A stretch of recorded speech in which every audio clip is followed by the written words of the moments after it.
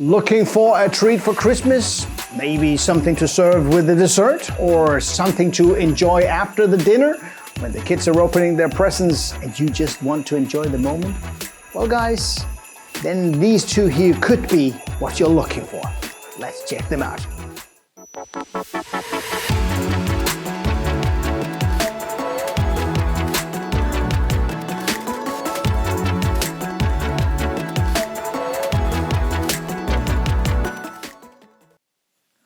Hi guys, and welcome to High on Gin.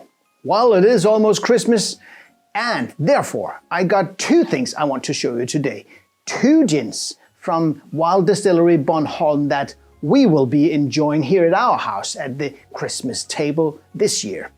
The first one I want to show you is this, the Ene Organic Distilled Sloe Gin. And if you've been watching my channel, you may remember that Master Distiller Henrik Nerst did a limited sloe gin, this one here, with his high-end gin in his Wild series, a series that I called Outtro gin. And if you haven't seen that episode, I will link to it up here. And at the same time he released this one, he also released a more traditional sloe gin made with sugar done under his other series called Ene. And this year he has made, well, not a sloe gin, but a distilled sloe gin. And the first thing you notice when you look at this is that it hasn't got the traditional red color. And that is due to the fact that the sloe berries are not added to this finished gin as an extraction with lots of sugar at the end of the process. No, this gin is made and distilled with the sloe berries in the distillation process itself. And when you distill things, colors can't be carried over in the process.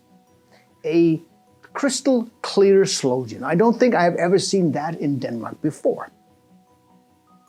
And the idea behind this gin came from the fact that, well, Henrik wasn't a fan of using all that sugar that it requires if you want to make a more traditional sloe gin. So he took some of his previously made Ene sloe gin that had an ABV of 32%, a portion that had been made but where the sugar hadn't been added yet. And then he put that in his pot still, together with some fresh additional sloe berries from Bornholm that he had crushed to release all the marzipan taste that sits in the pit. And then he distilled it all again. And this is the result.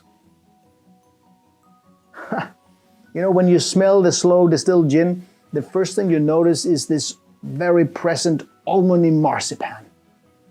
You know, it may be very present, but underneath it all, you also send these crisp juniper berries, and you know that really blends into it. And you sense this flowery smell that reminds me a bit of lavender. It's a very, very fragrant and very, very pleasant smell. And when you taste it, you still get the marzipan, of course, but the juniper is more dominant, and the citrus flavors from the juniper are there, together with this very fine alcohol. And it really helps give the gin some more character. You see, in many sloe gins, you may have this slightly dry and sometimes slightly bitter aftertaste, but in this gin here, you only have a hint of that. So, how to serve this?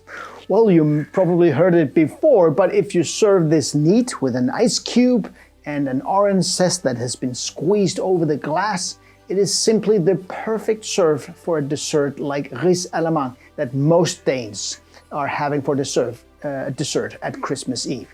Risalamande is this rice pudding with vanilla and almonds and whipped cream, and is typically served together with warm cherry sauce. And since this dessert is a very sweet dessert, you really shouldn't serve a sweet port for that. I mean, it becomes way too sweet. You need to balance the sweetness, and you need something that will cut through the fatty feeling from the whipped cream and all this sugar. And this gin, it really just do the job perfectly. The almondy marzipan taste, it really, you know, the perfect fit with the almonds and the cherries in the Risalamande. And if you want to use the gin for a gin and tonic, just mix it with a Mediterranean tonic and squeeze again some lemon zest over it, and you get this sweet marzipan flavored gin and tonic. And then, after a full meal, and you probably ate too much again, you really want to serve a good post-dinner drink, a so-called DJ Steve. And if you saw my interview with Master Distiller William Lowe from Cambridge Distillery, he talked about the designing of the perfect gin to serve after a meal and why this gin had to be different. Why it had to be a gin with these rich and robust and complex and long flavors, those which can stand up for all the flavors that has gone before in the meal. And here the Ene Organic Oak Gin is just perfect. I've tasted, many barrel-aged gins in my time, and this one here I think is the most interesting one in a very long time. Henrik Nerst, he uses a 225-liter American oak barrel that has been used by an Italian winemaker. And the way that he makes this gin is that he uses the Ene Espresso gin in this one. And the Ene Espresso gin is a gin that is known for its coffee and hazelnut notes and this kind of Kahlua twist to the gin. And he got these notes from using dark roasted coffee beans in the pot and lighter roasted beans in the basket. So, to make this the oak gin, he lets the Ene Espresso gin rest in the barrel for about 7 months. And to give the barrel with the gin the best conditions in terms of temperature and storage, he made an appointment with Hammerhus, the largest castle ruin in the northern Europe, and to use their so-called butter cellar that all the way up to the Second World War was a storage room for butter barrels. You see, back in the days, many of the taxes paid to the master of Hammerhus was paid in form of butter. And in the butter cellar, the barrels of butter could be stored at low temperature, so the butter didn't become rancid while waiting to be shipped away from the island. Guys, this gin really has this very delicate smell of sweet tobacco, and these notes of vanilla and oak, and the hint of coffee. You don't get any alcohol burn in your nose at all. You just have this very pleasant smell of these rich, oaky sandalwood nectar, I would call it. Well, damn, this is good. And when you taste it, the alcohol and the juniper, it gets into the game, giving all the flavors that you got in your nose a kick and makes a statement. It gives the gin more personality, and it makes the flavors in your mouth last for a long time. It has this oaky caramel vanilla sweetness to it, and this silky smoothness to it.